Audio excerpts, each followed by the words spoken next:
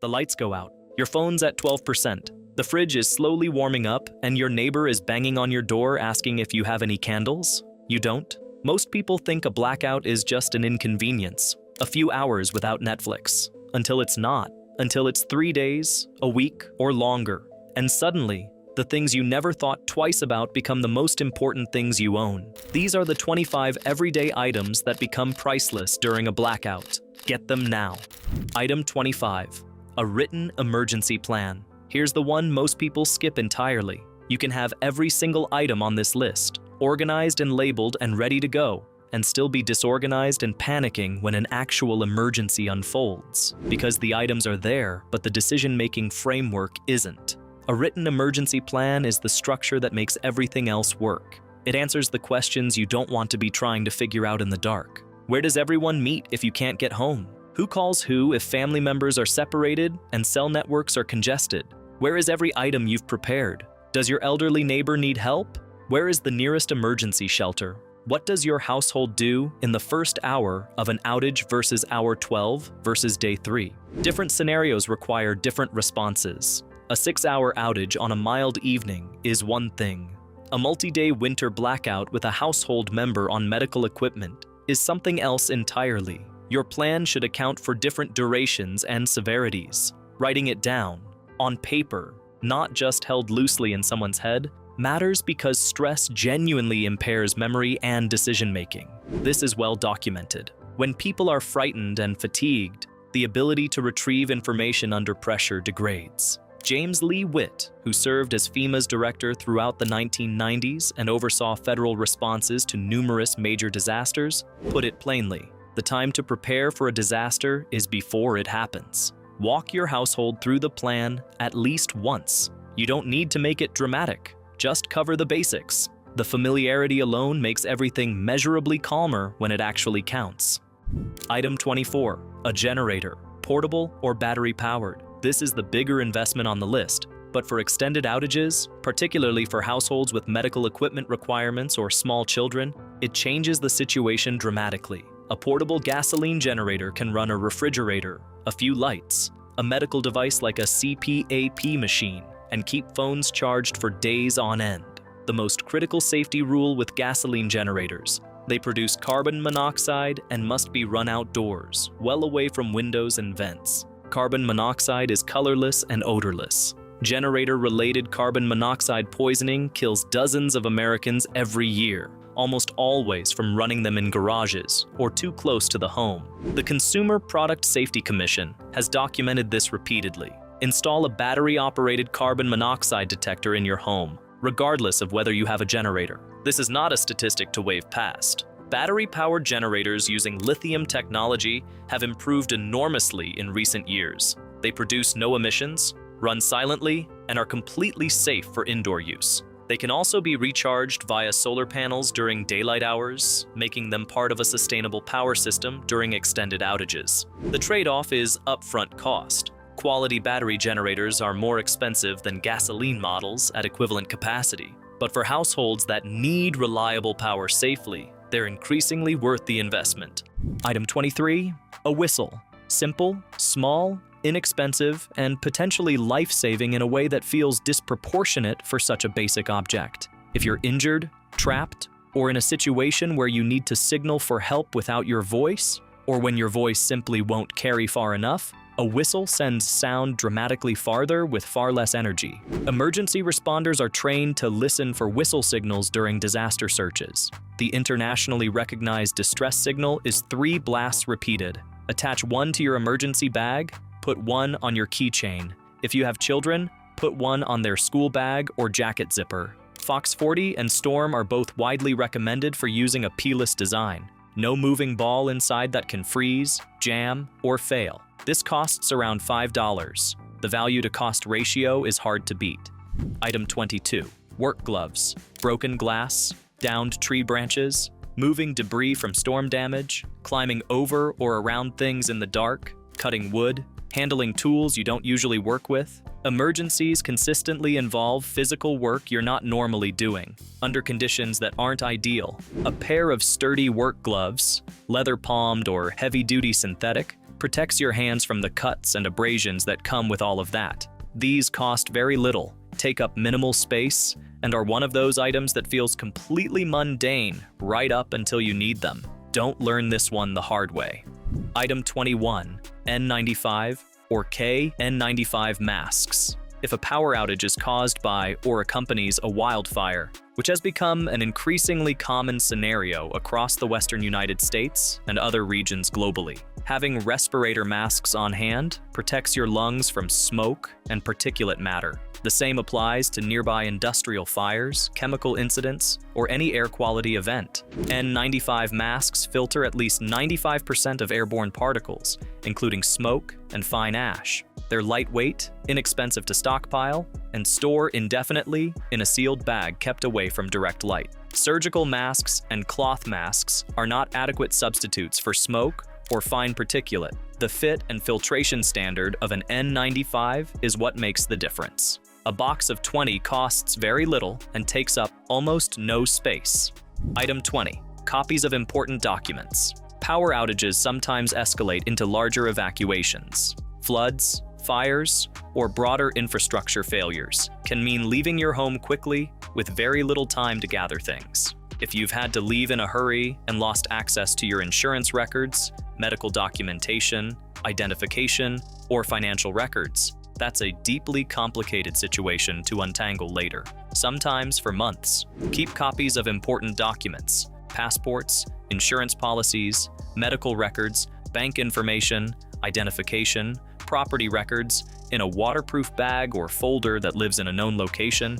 Include a USB drive with scanned digital copies as well, and write a list of emergency contacts on paper, not in your phone, on paper. Phones run out of charge, and memory under stress is genuinely unreliable. Studies on human cognition under high-stress situations consistently show that recall deteriorates significantly when people are frightened or fatigued. Having the information written down isn't a backup plan, it's the actual plan. Item 19. A multi-tool or Swiss Army knife. Pliers, screwdrivers, a knife, a file, a saw, sometimes even a can opener. A quality multi-tool puts the equivalent of a small toolbox in your pocket. In emergencies, you regularly encounter unexpected tasks that require basic tools. Tightening something, cutting something, prying something open. Leatherman and Victorinox are the two most consistently recommended brands for quality and longevity. They've both been around for decades for a reason. This is also one of those items you end up using regularly in everyday life, which means when an emergency hits, it's already part of your routine, already charged with familiarity and easy to find. Item 18. Duct tape. The range of useful applications for duct tape in an emergency is almost comical. Sealing gaps around doors and windows to retain heat, temporarily patching tarps over roof damage, securing bandaging on a wound, keeping a cracked window from shattering further, marking emergency exits in dark hallways, bundling equipment together for transport, patching a rain jacket, creating a makeshift sling, keeping a split hiking boot together long enough to get home. It's one of those items with an almost mythological reputation for utility, and that reputation is fully earned. During the Apollo 13 mission in 1970, astronauts used duct tape as part of a life-saving improvisation to rig a carbon dioxide filter from available materials. The circumstances were extreme, but the principle holds. When things break unexpectedly, duct tape buys you options. Keep 2 or 3 rolls in your emergency supplies. It weighs almost nothing, costs almost nothing, and in certain situations, it's the most valuable thing in the room. Item 17. A cooler and ice. For shorter outages, a day or two, a well-packed cooler dramatically extends the life of your refrigerator food and reduces waste. A quality hard-sided cooler, the kind with serious insulation, packed tightly and kept in a cool part of your home, can maintain safe temperatures for 24 to 48 hours or longer. The preparation part matters. Keep a supply of ice blocks or reusable ice packs in your freezer as a regular habit. Once the power goes out, it's too late to make ice. Ice blocks last longer than cubed ice because they melt more slowly. Pack food tightly, minimize how often you open the lid, and keep the cooler in the coolest room available. Item 16. A propane or butane camp stove. If you have an electric range and the power goes out, you cannot cook. Full stop. Your electric stove is a large, expensive, completely inert object in a blackout. If you have a gas range, you're in a better position. You can light the burners manually with a match, but electronic igniters won't work, so you still need those waterproof matches we talked about. And for those without gas, a small camp stove running on propane or butane canisters is genuinely the only way to prepare a hot meal. Small canisters of fuel store for years. A compact 2-burner stove takes up minimal space. Use them outdoors or in extremely well-ventilated spaces, never inside a closed garage or home. Carbon monoxide from combustion appliances is invisible and odorless, and it kills. This is not a small warning to skim past.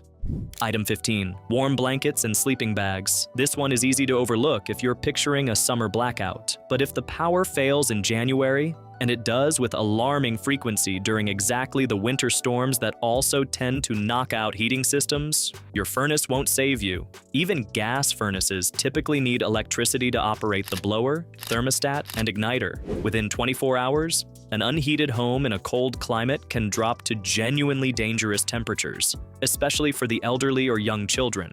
Hypothermia can develop indoors at temperatures far above freezing, particularly in people who are elderly, very young, or unwell. Wool blankets are particularly effective because they retain warmth even when damp, unlike cotton, which loses almost all insulating value when wet. A sleeping bag rated to low temperatures provides a reliable, contained bubble of warmth, regardless of what the rest of the house is doing. Layering multiple thinner blankets is more effective than a single thick one. And if you have an interior room with fewer exterior walls, that room will retain heat longer, worth knowing in advance.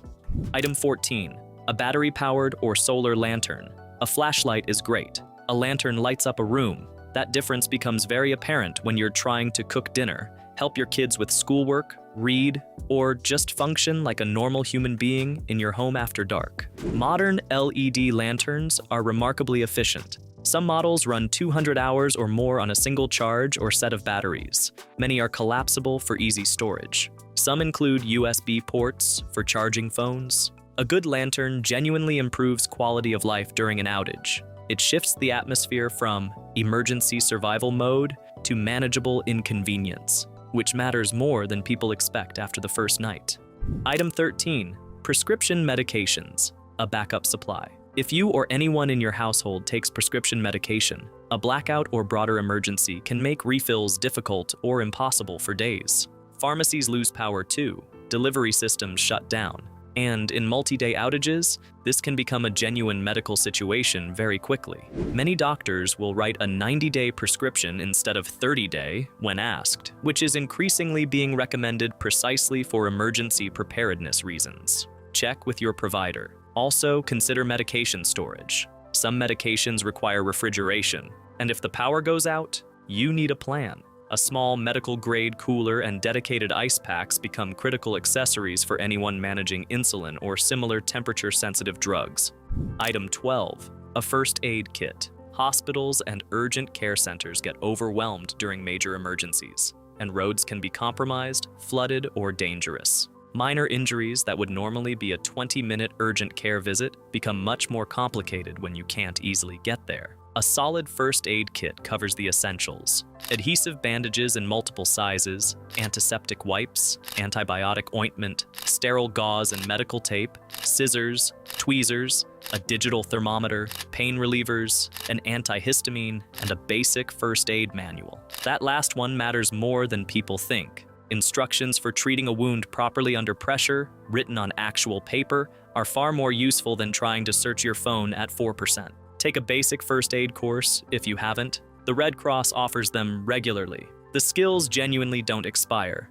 Item 11. Cash. Actual paper money. Card readers don't work without electricity. ATMs stop functioning. Digital payment systems go down entirely. During the days following Hurricane Sandy in 2012, cash was king in affected neighborhoods across New Jersey and New York, where businesses running off generators couldn't process credit or debit cards. People who had cash got gas, food, and supplies. People who only had cards often didn't. Keep a reasonable amount of cash at home in small bills, because making change becomes extremely difficult when a store has no register and is operating by flashlight and handwritten math. A 5 and a 10 are more useful than a 50 in those situations.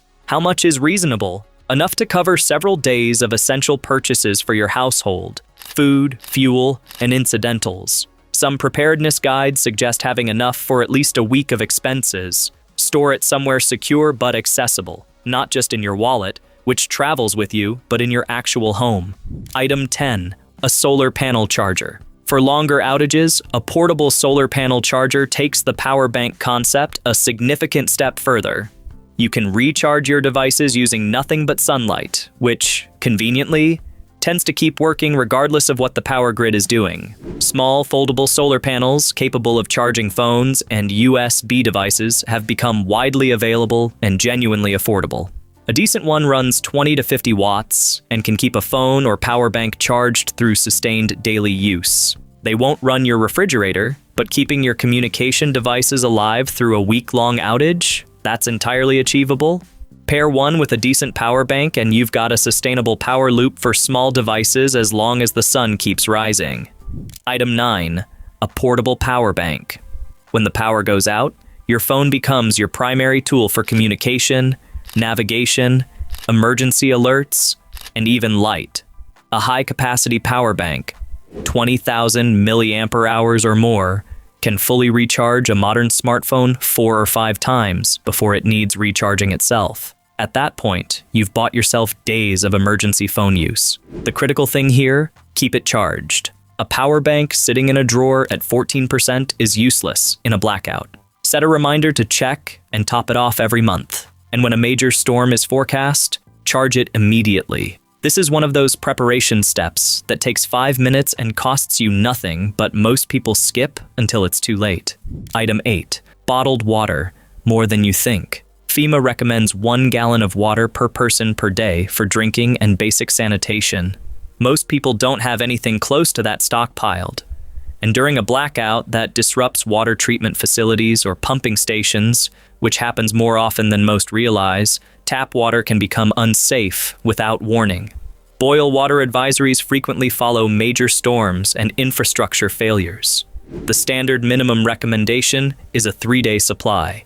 Preparedness experts increasingly suggest working toward a 2-week supply if you have the space to store it. Water itself doesn't expire, but the plastic containers it's stored in can degrade over time and may leach chemicals into the water. Rotate your bottled water supply every 6 to 12 months and store it away from direct sunlight and heat sources. Consider a water filtration device like a countertop filter or a portable filtration straw as a secondary option for treating water from other sources. If you live near a natural water source, a creek, a pond, a river, knowing how to treat that water safely is genuinely useful knowledge. Boiling is the most reliable method for killing biological contaminants, but it doesn't remove chemical pollutants. A multi-stage filter handles more types of contamination. Having both options ready is better than relying on either alone. Item 7. Canned and non-perishable food. During an extended blackout, your refrigerator is on a clock. The USDA estimates that a refrigerator maintains safe food temperatures for roughly 4 hours once power is lost, and a fully packed freezer for up to 48 hours if you keep the door shut. After that, you're relying on what doesn't require refrigeration. Canned beans, canned fish, canned vegetables, peanut butter, nuts, crackers, dried pasta, rice, oats, shelf-stable soups. These are the staples. And the beauty of building a non-perishable pantry is that you use this food anyway. Rotate your stock, eat what you store, and replace it. Nothing should be sitting in your emergency supplies past its expiration date. A few things people consistently forget to account for. Cooking method. Rice and dried pasta are great, but they require boiling water. If you don't have a camp stove, which we'll get to, they're not particularly useful. Canned soups, beans, and ready-to-eat items that can be consumed cold or with minimal heating are more immediately practical when your cooking options are limited. Also, comfort foods matter more during stressful situations than most preparedness guides acknowledge. A can of soup you actually like, some coffee in a storable form, chocolate. These things matter for morale after day 2. Item 6. A manual can opener. This is the one that makes people feel genuinely foolish when they realize they don't have it. You've spent time building up a pantry of canned goods. You're feeling pretty prepared. And then the power goes out and you reach into the drawer and pull out your electric can opener and just stare at it. Manual can openers have been around since 1858, and they still work exactly the same way. No power required. Get a quality one, not the cheapest version you can find. Cheap can openers are one of those items that fail at the worst time, and know where it is. This sounds like sarcasm, but it isn't. I know I have one somewhere is not good enough when you haven't eaten in 6 hours. Item 5. Waterproof matches and lighters. Regular matches get damp, get bent, or just refuse to strike when you need them most. Waterproof matches, the kind hikers and campers use, are sealed and reliable even in wet or humid conditions. A few boxes cost almost nothing and last indefinitely if stored properly in a dry container. Pair them with at least one quality butane lighter, and you've built real redundancy into your fire starting capability. Because in an emergency, redundancy is everything. One lighter fails, no fire. 2 lighters and waterproof matches. You're fine no matter what. Torch lighters are windproof as well, which matters if you're dealing with an outage in the middle of a storm and need to light something outdoors. Item 4. Candles. Yes, they're old-fashioned. No, that doesn't matter. Candles require no electricity, no batteries, and no charging. A single pillar candle can burn for 40 to 50 hours, providing enough ambient light to move around your home safely, eat dinner, and keep your sanity intact. There's something about candles during a power outage that also happens to be calming. People who've been through prolonged blackouts often describe an unexpected sense of community. Everyone slowed down, gathered in the same room, away from screens. One person who experienced the massive Northeast blackout of 1965, which left around 30 million people without power across the US and Canada, remembered it this way. We sat around the kitchen table with 4 candles and a deck of cards. It sounds almost quaint now, but those candles were everything that night. Keep them away from flammable materials, never leave them unattended, and store them alongside matches or a reliable lighter, which brings us directly to the next item. Item 3. A hand crank or battery-powered emergency radio. When the power goes out, so does your Wi-Fi. And if cell towers are overwhelmed or damaged, your smartphone quickly becomes a very expensive paperweight. A basic battery-powered or hand crank weather radio is what keeps you connected to emergency broadcasts, evacuation orders, storm alerts, and real-time local information. FEMA has consistently listed a battery-powered or hand crank radio as one of the core items in any emergency preparedness kit, and for good reason. During major hurricanes, ice storms, and extended grid failures, these radios have been the only reliable source of information for people who were cut off for days, sometimes weeks. NOAA Weather Radio broadcasts on specific frequencies around the clock. Look for radios that receive those channels specifically. Some models also include a USB port for charging your phone via the hand crank, which turns out to be a very welcome bonus when you're on hour 40 of a blackout. Midland, Cato, and Eaton are 3 brands that regularly appear in preparedness recommendations for durability and reception quality. Get one with an alert function that automatically activates when emergency broadcasts are issued. Even if the radio is off, it wakes up and sounds an alarm. That feature matters at 3 a.m. when you're asleep and a severe weather event is approaching. Item 2. Batteries. The right ones in the right sizes, following directly from flashlights, batteries. Specifically, a lot of them, in the sizes you actually need. You'd think this one is obvious, and yet, during every major power outage, batteries are the first things to vanish from store shelves, completely gone within hours. A and AAA are the most commonly needed sizes across flashlights, radios, and small devices. But check your lanterns and emergency radios. Some run on C or D cells that are harder to find when everyone else is grabbing supplies at the same time. Lithium batteries hold a shelf life of up to 10 to 15 years compared to 5 to 10 years for standard alkaline batteries, worth the extra cost for emergency supplies. Store them in a cool, dry location and rotate them periodically. And no, the loose batteries rolling around in the back of your TV remote don't count as emergency supplies.